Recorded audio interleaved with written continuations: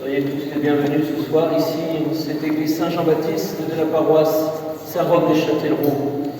Notre paroisse a le bonheur de recevoir un saint parmi nous. Carlo Acutis, certainement que beaucoup d'entre vous le connaissez, ou vous allez apprendre à mieux le connaître ce soir.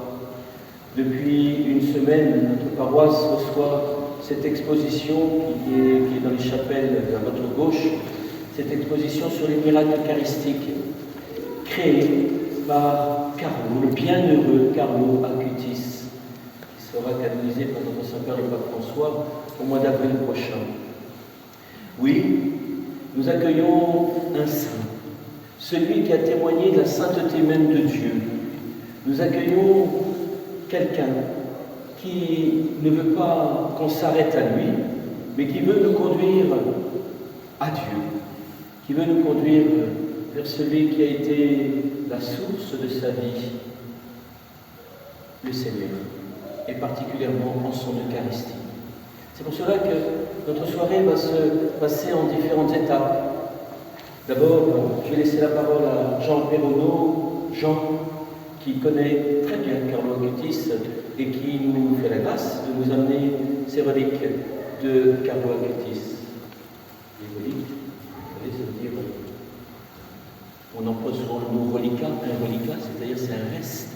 Voilà, ce sont ses cheveux, une partie de ses cheveux, et puis un bout de son cœur aussi, qui sont dans ce petit reliquaire derrière moi. Je ne sais pas bien parce que je me mets devant lui. Ce petit reliquaire qui nous apporte Carlo Acutis. Pourquoi les reliques? Pourquoi les reliques? Parce qu'en fait, ça nous rappelle que notre religion, c'est la religion de l'incarnation. Dieu s'est fait chair et Dieu se montre aujourd'hui pour chacun d'entre nous à travers notre humanité, à travers Carlo Acutis. Dieu s'est donné à nous. Et bien à travers ces reliques, Dieu veut aussi se donner à nous. Je n'en dis pas plus. Je suis sûr que Jean aura beaucoup et mieux à dire que nous. Merci d'être venu dans cet déplacement pour nous apporter Carlo Acutis.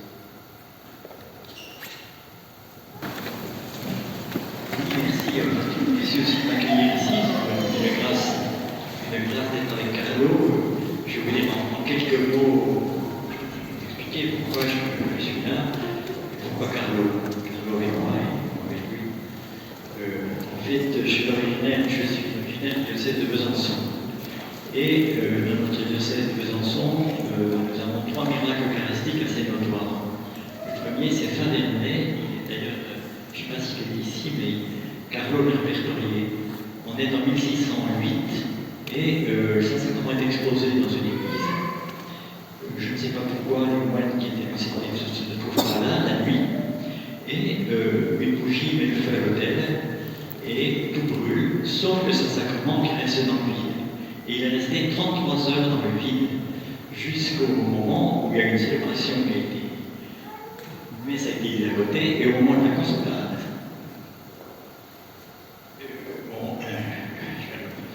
Au moment d'institution de l'Eucharistie, la consécration, au moment de la consécration, le Saint-Sacrement est redescendu, le sang est redescendu. Donc c'était l'époque de la Réforme, des protestants. Donc beaucoup de protestants se sont convertis au vu de ça, que de 1000 personnes ont vu ce phénomène. Donc ça c'est le premier miracle. Le deuxième miracle eucharistique, on est en 1854 dans la chapelle de l'hôpital de Besançon, où une jeune fille s'appelant Sophie Fournier se trouve un dimanche après-midi, le 22 janvier 1854, dans la chapelle, et Jésus lui apparaît, montrant son cœur eucharistique. Et Jésus dit, je suis comme un pauvre qui demande du pain, je cherche le consolateur, je n'en ai pas. Et ça, c'est une phrase qui m'a percuté, et j'ai réalisé à ce moment-là la solitude de Jésus au tabernacle, et combien aujourd'hui il est seul à combien le tabernacle. Donc Carlo a eu cette grâce de découvrir cette présence de Jésus à l'Eucharistie.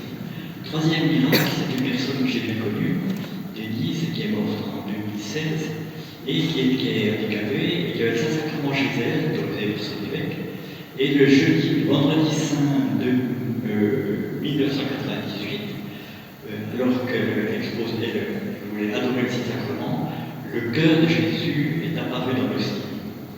cette hostie miraculeuse est depuis 26 ans maintenant dans le tabernacle d'Archevêché à Besançon. Donc, confirmant le miracle de 1854, le cœur eucharistique. Donc, pendant ce miracle, Sophie Fourier, qui voit le miracle, s'appelle la Marguerite Marie de Besançon, dit à Jésus, mais il y a déjà le Sacré-Cœur. Et Jésus précise, je veux mon cœur eucharistique. C'est-à-dire que le cœur eucharistique, c'est vraiment le moment où l'institution de l'Eucharistie, où Jésus nous donne tout à travers son cœur dans l'hostie, nous donne tout. Carlo le prouve à travers tous ces miracles. Par contre, le Sacré-Cœur, c'est le lance reçu par Jean et Marie, au moment de la croix. Voilà. Donc, suite à ça, nous avons donc créé une association, créé une fraternité, et puis un des amis prêtres qui était avec nous était nommé à Rome. Et à Rome, il a la grâce de rencontrer la maman de Carlo et lui parle de nos miracles. Et le téléphone, le contact, et elle me dit envoyez-moi tous les documents que vous avez sur les miracles eucharistiques de votre diocèse. Donc je l'envoie, et il aurait voulu que le dernier miracle, surtout, on voit vraiment le cœur de Jésus dans l'hostie, soit mis sur le site à Carlo. Mais vu que l'évêque est assez réticent pour l'instant, il n'est toujours pas. Donc, excusez-moi, je vois mon père. Donc, en contrepartie, j'envoie les documents, et en contrepartie, elle m'envoie une première relique. Et cette relique, elle est à Châteauneuf-de-Galore, où il y a une école des garçons à Saint-Bonnet à côté, et ils ont fait un reliquaire et dédié leur chapelle à Carlo. Donc, cette relique, elle est là. Et quand c'était une petite relique, elle n'est pas très grande, quelques centimètres, elle me dit, mais comme vous avez les endroits, je vais vous envoyer une plus grande. Donc, c'est celle-ci. Donc, celle-ci fait partie du cœur et des cheveux de Carlo. Le cœur de Carlo, il faut savoir qu'il n'est plus dans son corps, c'est que son corps est extrêmement intact à Assise, elle est dans la cathédrale, son cœur est dans la cathédrale d'Assise. Donc, la maman de Carlo a vraiment le désir de découvrir cette hostie, et quand elle a fait sa tournée en France, elle a fait un des deux à Besançon, et l'évêque avait oublié de nous montrer l'hostie qui est vraiment intacte. Depuis 25 ans, on voit vraiment le cœur de Jésus aussi. Donc, réalisons que comme une communion, nous recevons vraiment le cœur de Jésus. Tout toute sa vie, tout est là. C'est inouï quelque part. Donc, vu que ce miracle n'a toujours pas été mis sur le site, on espère que tôt ou tard, c'est ça, l'évêque est en train de faire des démarches par rapport à ça. Autant pour la personne qui l'a vu, que pour le cœur eucharistique.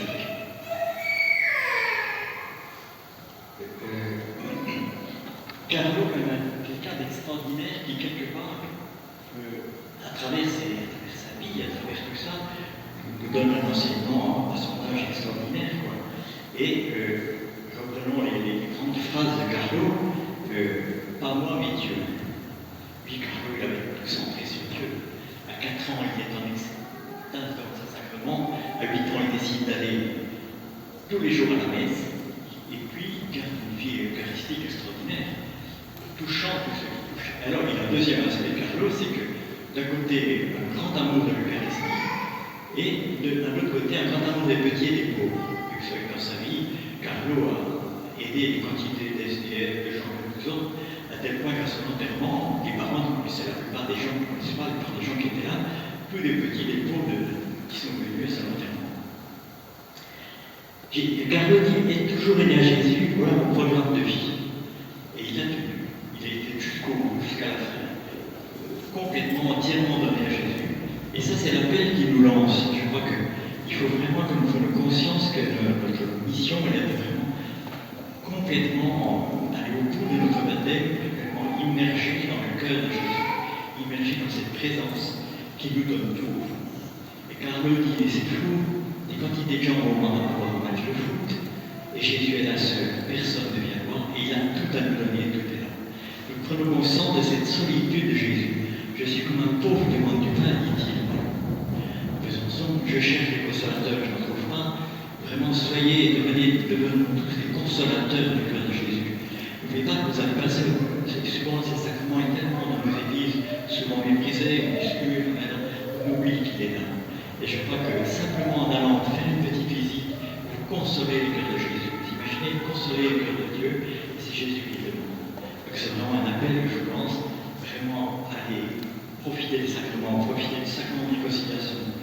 Car là aussi, il y a des choses merveilleuses par rapport à ça.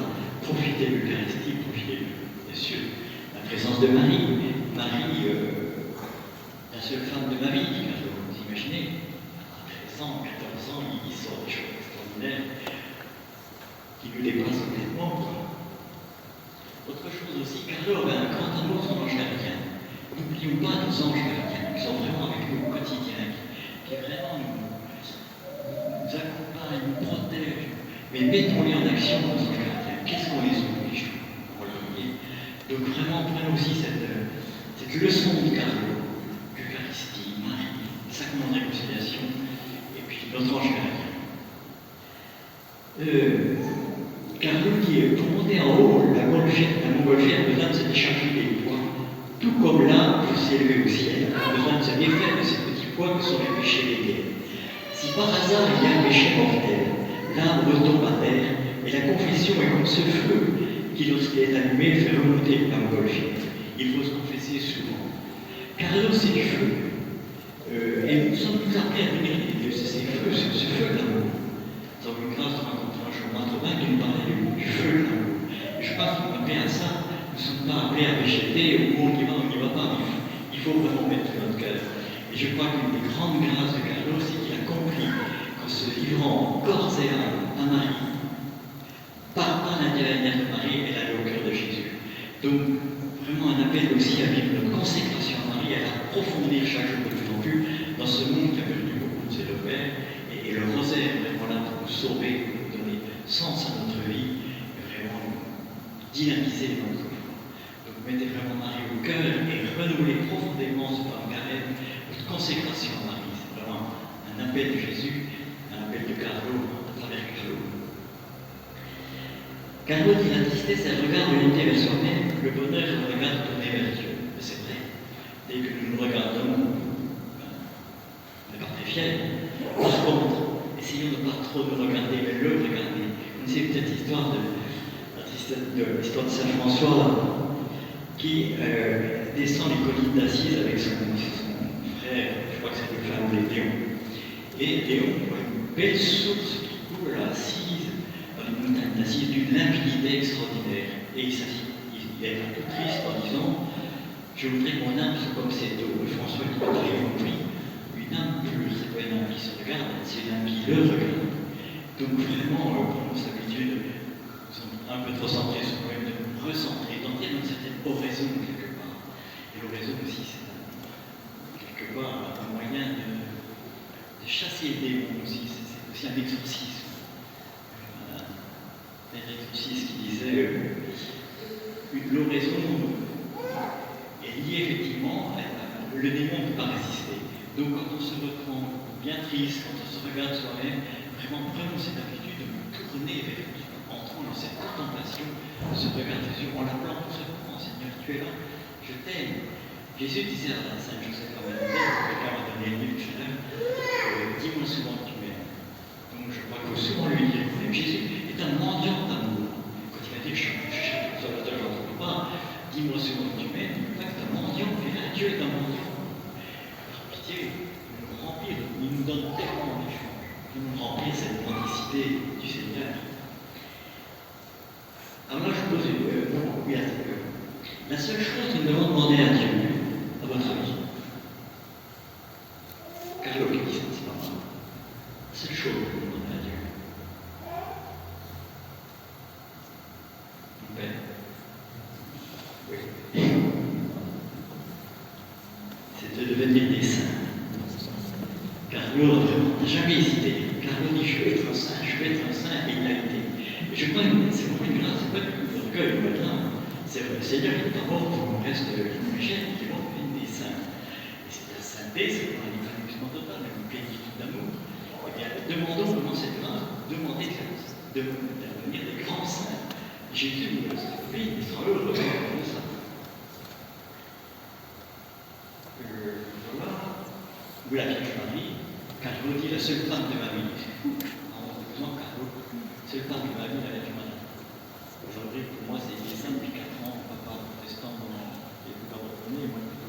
Marie.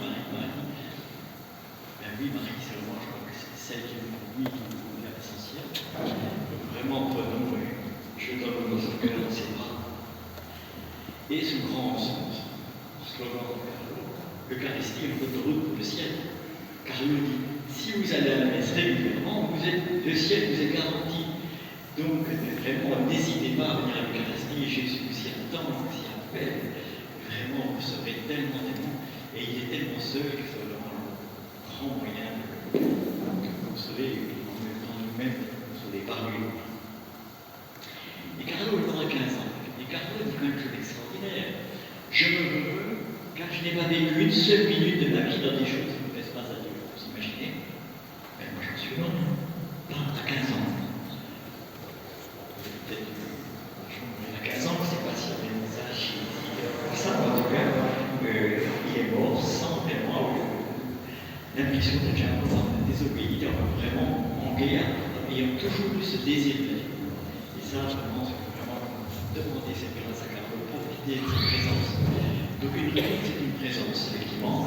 C'est une présence insignifiante, quelque chose du cœur, effectivement, mais qui est tellement importante, quelque part, au même titre que l'Eucharistie.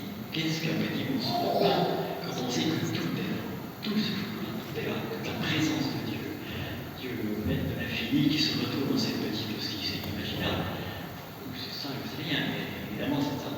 Donc, Carlo nous pousse vraiment, allons à l'Eucharistie et puis réalisons que nous recevons une chose extraordinaire. Donc, il propose cette respect de l'Eucharistie. Pensons à, quand on rentre dans une église, vraiment d'abord saluer le Seigneur, avant de se saluer soi-même. Allons vraiment à lui. C'est vraiment capital. Deux exemples. Tout à l'heure, vous avez un témoignage d'Alban. Alban, c'est un vie extraordinaire. Alban, il a 24 ans maintenant, il nous donne son témoignage. Il a vraiment rescapé par Carlo. Carlo lui a sauvé. Et puis, l'autre que j'aime bien aussi, un petit Kélo. Un petit Kélo, il a 18 mois. J'en parlais aux enfants tout à l'heure. Et on m'a demandé, il a un cancer de la moelle épinière, une énorme maladie dans le dos. On m'a demandé de mettre, donc il a le dos, de mettre la relique sur cette cicatrice. Carlo, il a 4 ans maintenant. Kélo, il a 4 ans maintenant. Et il y a au lieu de moi 7 ans, le téléphone, 50 ans, il dit écoute, miracle, derrière, il a pu. Je dis oui, alors c'est Carlo. Oui, tu peux dire, tu parles, c'est Carlo qui le sauve. Donc Carlo fait vraiment des miracles. J'étais touché aussi, j'ai rencontré un prêtre des Moulins qui a acheté 1000 BD pour distribuer à des jeunes. 1000 BD de Carlo, bien sûr. C'est la belle BD qui est faite, qui vraiment même pour les adultes, tout le monde ne fait pas. Une aumônière de Montréal près de Paris qui me dit je ne comprends rien. Les jeunes maintenant me demandaient de baptême, mais pas avant. Bien avant ces temps-ci, apparemment, il y a 2 ans, 3 ans. Et elle me dit, mais à cause de Carlo, ils ont entendu parler de Carlo et ils ont envie d'aller plus loin, c'est essayer d'être baptisé. Donc oui, dans les miracles eucharistiques, il y en a un qui m'a énormément touché.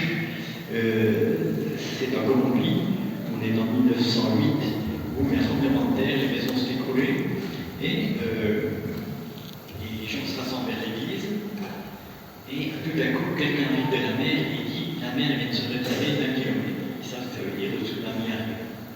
Donc le prêtre prend le Saint-Sacrement, il se met sur la plage, et il prie. Et tout d'un coup, il y a cette immense vague qui arrive, qui s'arrête, et qui repart. Et ça, c'est un des miracles que Carlo a permis. Oui, cette notoriété incroyable de Carlo, 10 000 savants, c'est pourquoi 10 000 paroisses aux États-Unis, l'exposition que vous avez ici, c'est fou. Il y a une notoriété sous la petite Thérèse, il y a vraiment pourquoi le Seigneur, son plan derrière tout ça, pourquoi c'est quand même 15 ans qu'il vit normal, qu'il joue au foot, qu'il y a des copains, et puis il y a eu un tel amour du Seigneur. Donc, après tout, c'était pas si compliqué que ça, on y reste dessus. Oui, mais moi, c'est ce que reste à faire. Oui, donc les reliques, c'est vraiment des signes que le Seigneur nous donne pour nous apprivoiser un peu avec le ciel et puis recevoir des grâces particulières à chaque saint. Carlo, c'est l'homme de l'Eucharistie, c'est l'homme de Marie, c'est l'homme de l'essentiel, puis c'est l'apôtre des jeunes. Quand vous voyez son corps assis en jean, en basket, c'est extraordinaire, c'est vraiment d'actualité. Donc, ce qu'il vous dit, ben, attachez-vous à la Sainte Vierge, c'est jamais Jésus seul au tabernacle. Je confie à vos prières, nous sommes en train de. J'étais à Bruxelles il y a 2 ans, je crois, oui. Et on m'a demandé s'il n'y avait pas un site sur le cœur eucharistique, et puis s'il n'y avait pas une association, il y a Carlo, pour les fonds, pour les pauvres, et tout ça. Et vraiment, ça m'a percuté, je sentis qu'on pouvait faire quelque chose, donc, avec un nom, pour pas compter petit. Est-ce que certains parmi vous connaissent DML, Notre-Dame de la Lumière, les jeunes qui du chapelle tous les soirs? J'ai vraiment désiré faire venir qu'il y ait des groupes de chapelle et tout, parce qu'il faut des prières de veillée, de précision, de guérison. Et puis en fait, il ne voulait pas venir. Et je les rencontre providentiellement la journée. Ça c'est le mois d'août dernier. Et puis le responsable, je le rencontre, puis je ne voulais toujours pas venir à Besançon pour dynamiser un peu le chapelle. Et puis bon, le lendemain, il me dit, il faudrait bien une relique Carlo. Je pense simplement m'avait donné une petite relique. Je dis, mais écoute, demande. Donc, je te donne la relique et tu viens à Besançon. Ce qu'ils ont fait. Le 13 octobre, on a une veillée magnifique dans la cathédrale de Besançon. Donc, avec la petite équipe qui a accueilli DML, donc démarre une association qui s'appelle Les Amis du Cœur Eucharistique de Jésus, avec Carlo Acutis, apôtre de l'Eucharistie et missionnaire de chaque. Alors, je vous confie aux prières. Oui, le Seigneur. Oh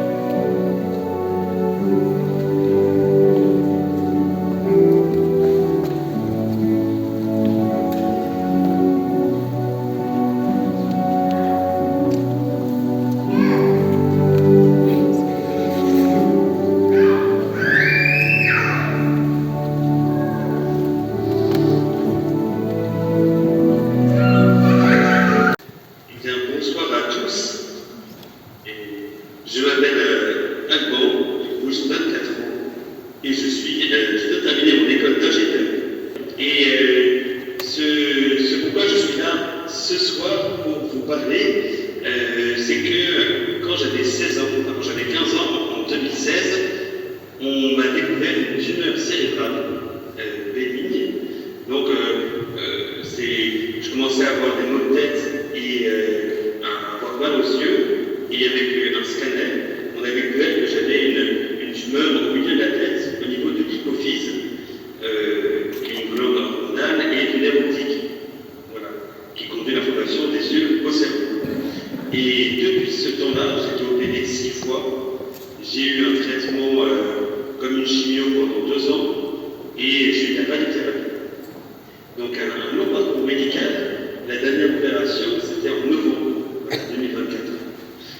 Donc en fait, à la découverte d'une tumeur comme ça quand on a 16 ans, eh bien, je pensais repartir avec un Advil ou un Doliprane. Mais en fait, c'est l'annonce d'une tumeur qui est arrivée. Et c'est vraiment un choc un peu émotionnel, dans le sens où vraiment j'étais avec ma mère et on est resté sans le voir dans la voiture de retour. Et je suis arrivé à la maison, et ça j'ai oublié, c'est ma mère qui m'a rappelé. Je me suis écroué dans le canapé dans les bras de mon frère et je me dis je vais crever. Voilà. Et en fait, quand les repères tombent, quand les repères sont tombés, quand on a 16 ans, on ne s'attend pas à ça, et même à n'importe quel moment de la vie, mais d'autant plus dans l'adolescence, et bien en quelques jours, je me suis un peu mis sur quelles sont les bases de ma vie. Je suis né dans une famille catholique, voilà, j'étais enfant de cœur, et finalement, c'est qu'est-ce que je sais Dieu m'aime, j'essaye de l'aimer au moins. Il est tout puissant.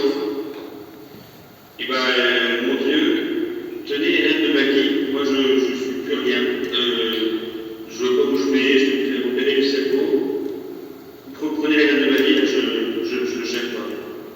Et en fait, c'est cette grâce d'abandon en confiance qui m'a permis de tenir, voilà, dans la foi et 2 dans la joie, tout ça, jusqu'à aujourd'hui, même si la confiance est un combat quotidien, notamment quand on m'annonce une nouvelle opération, dans les 6, elles ont été ponctuelles au fur et à mesure des années, et bien je ne réussissais à remettre la confiance en Dieu à l'annonce de l'opération que devant le Saint-Sacrement.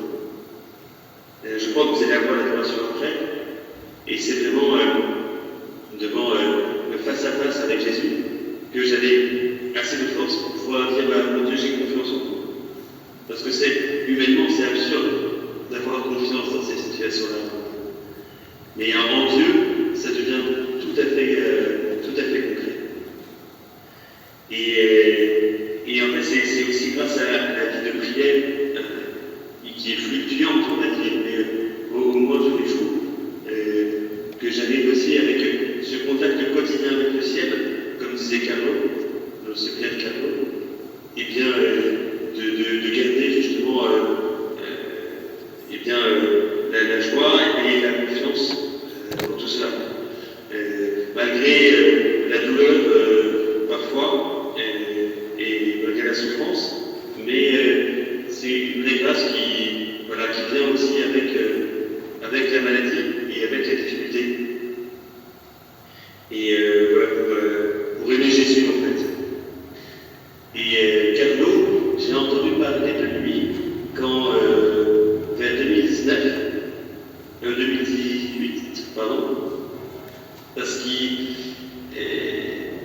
parce qu'il commençait à être un peu connu, et il m'a beaucoup touché dans ces petites phrases.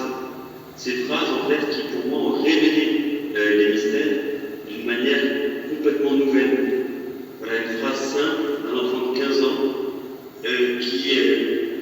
qui pour moi valait toutes les explications du monde, et notamment sur l'Eucharistie, qui était le centre de sa vie. Et en fait, il m'a complètement mis une baffe spirituelle. J'aime bien dire ça, parce que parfois, on a besoin d'une baffe pour se réveiller un peu. Et bien, là, c'est un peu ça. Parce que je savais que, Jésus, l'Eucharistie, c'est Jésus. Oui, très bien. Mais en fait, Carlo, il m'a vraiment dit mais demande l'amour de l'Eucharistie, cherche l'amour de l'Eucharistie, vraiment cherche-la de tout cœur. Et donc grâce à lui, je suis allé aussi à la messe de semaine. Et au début, on se force, et après on y court. Du moins, c'est mon cas. Et de même à l'hôpital, du coup, j'ai demandé de communier à l'aumônerie tous les jours, du moins quand il pouvait. Et c'était une vraie grâce de soutien, parce qu'à l'hôpital, il n'y a pas forcément beaucoup d'activités. De recevoir Jésus comme ça dans le silence de la chambre, c'était des moments très beaux. Très très beaux. Et Carlo, il a aussi intercédé pour moi d'autres manières que spirituelles. En 2019 et en 2018, j'ai eu un kyste de ma tumeur, donc c'est une boule de liquide que ma tumeur a créée, qui a grossi, qui commençait à être embêtante, et le neurochirurgien a dit qu'il fallait penser à une nouvelle opération.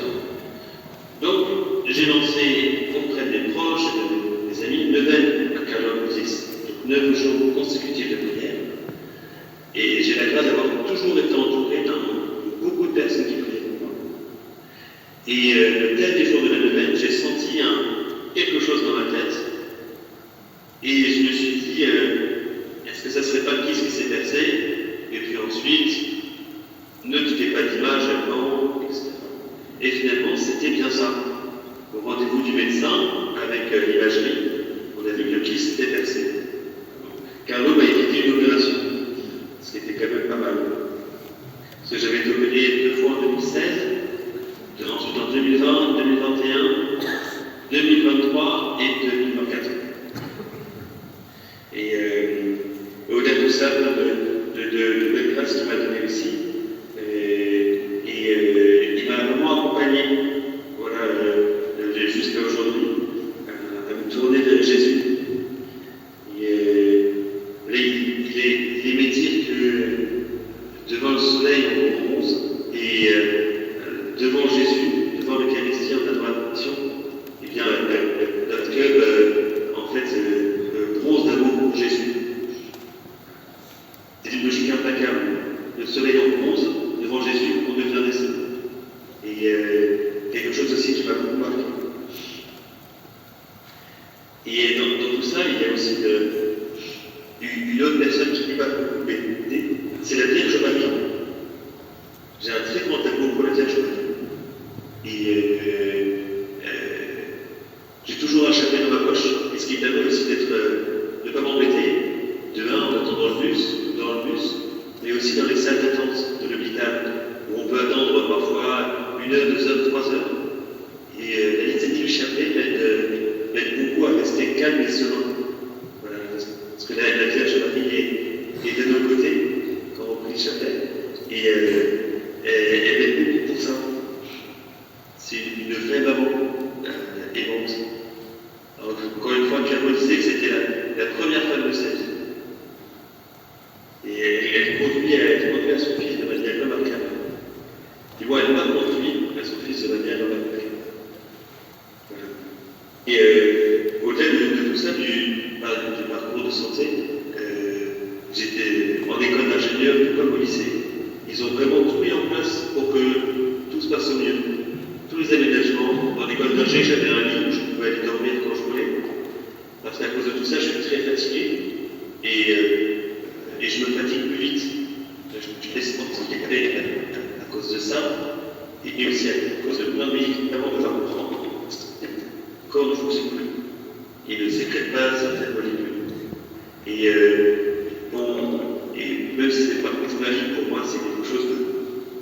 Voilà, c'est de normal, c'est des médicaments matin, midi et soir. Et si j'ai oublié, ça peut me mettre en danger, par exemple. Mais dans tout ça, voilà, le ciel est bon. Et il m'a mis dans les bonnes écoles, la bonne école, le bon lycée, avec des gens qui étaient compréhensifs et qui m'ont permis d'arriver voilà, jusque-là. Et une petite anecdote sur mon parcours de soins aussi. En 2020, j'ai opéré 6 heures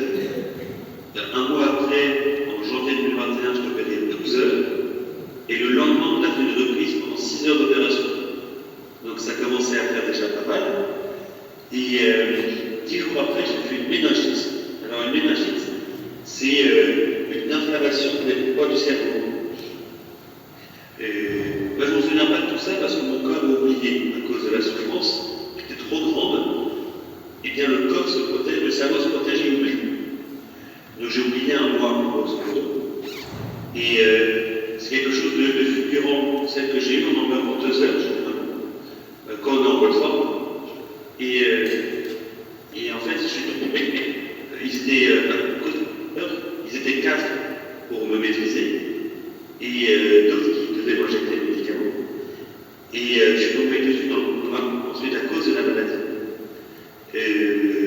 Et en apprenant ça, des amis m'ont dit on fait une nuit d'adoration, voilà, pour prier, pour qu'elle se réveille. Et à cette nuit d'adoration, il y avait certes plein de copains, il y avait aussi beaucoup de gens que je ne connaissais pas. Et encore aujourd'hui, en soirée, je croise des gens, on discute, etc. Ah, mais t'es à quoi? Mais t'es à la de nos amis. Ah, mais j'étais à ta nuit d'adoration il y a 4 ans. Ben, merci. Voilà. Grâce à toi, je suis debout devant toi et je peux te parler. Et ça, c'est la vraie communion de prière. Et en fait, ça a vraiment touché le cœur de Dieu. Que plein de personnes qui ne me connaissaient pas sont venues passer 1 heure de leur nuit à prier, à implorer. Et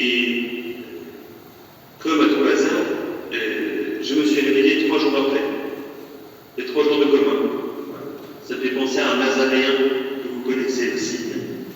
Voilà. Et de tout ça, après je ne reconnaissais pas les frères, mais ensuite ça m'est revenu. Et finalement, je n'ai pas de la mémoire que sur un mois. Et je n'ai eu presque aucun effet secondaire.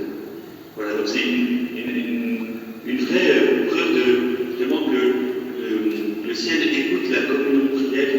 Et quand on ose se bouger, et bien en fait, voilà, du moins là, le ciel a vraiment écouté. Et donc, c'est pour ça aussi que tous les soirs, je prie pour tous ceux qui prient pour moi. Parce que prier, et notamment pour ceux qui ne me connaissent pas, parce que prier pour quelqu'un qui ne me connaît pas, c'est on dégage du temps dans la journée pour prier. Surtout dans ce musique parisien comme moi, c'est pas évident. En plus, on prie évidemment pour ce qu'on aime, mais en fait, prier pour quelqu'un qui ne me connaît pas, pour moi, c'est vraiment de la charité. Et donc voilà, c'est quelque chose qui me touche beaucoup. Et pour terminer un peu ce petit témoignage, il y a un petit poème, je ne sais pas si vous connaissez, mais qui résume assez bien toute mon histoire avec Jésus dans la maladie. C'est 2 traces de pas sur le sable. Globalement, c'est quelqu'un qui meurt et qui se voit monter, qui se voit monter au ciel, et en fait qui se voit marcher sur une longue plage de sable avec Jésus à ses côtés. Et en se retournant, il voit qu'au fur et à mesure qu'il avance, c'est sa vie qui déroule. Et à la fin, une fois qu'ils ont fait tout le chemin de sa vie, il se retourne et il voit qu'au moment difficile, il n'y avait plus qu'une seule trace de pas. Il fait, mais Jésus, mon Dieu, je ne peux pas penser que vous m'ayez abandonné. Il dit, tu as raison, mon fils, ces moments où il n'y a qu'une seule trace de pas, les moments les plus compliqués de ta vie, tu n'étais pas seul et c'est moi qui te portais. Et ça résume un peu tout ça. Et voilà, de la confiance que voilà, Dieu m'aime et qu'il me porte dans l'épreuve, ça n'enlève pas la douleur de la difficulté, mais ça permet aussi d'offrir mes souffrances pour des intentions en communion à sa croix. Voilà, donc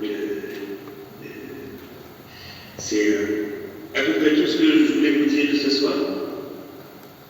Donc merci de m'avoir écouté et j'étais très heureux de pouvoir partager ça ce soir avec vous. Merci Alban.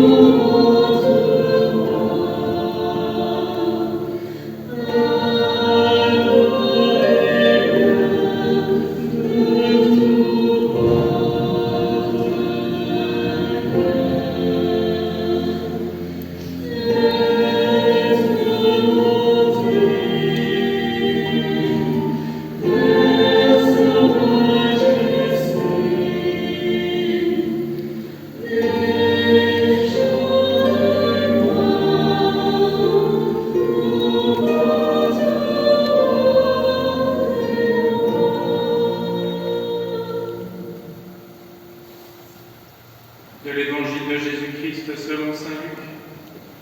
En ce temps-là, Jésus prit avec lui Pierre, Jean et Jacques, et il gravit la montagne pour prier.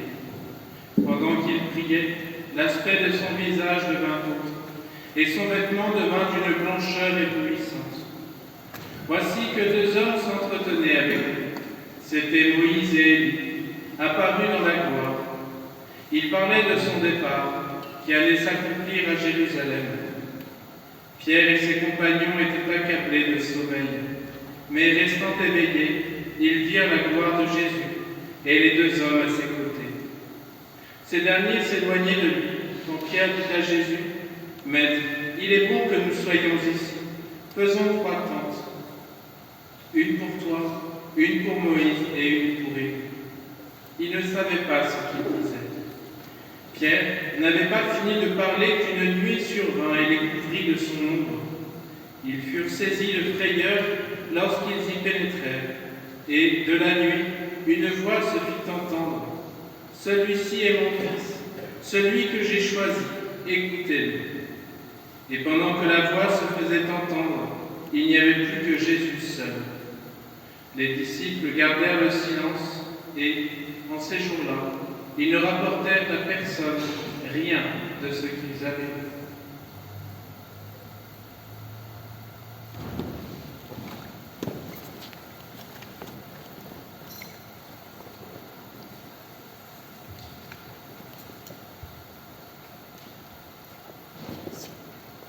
Personne qui le souhaite.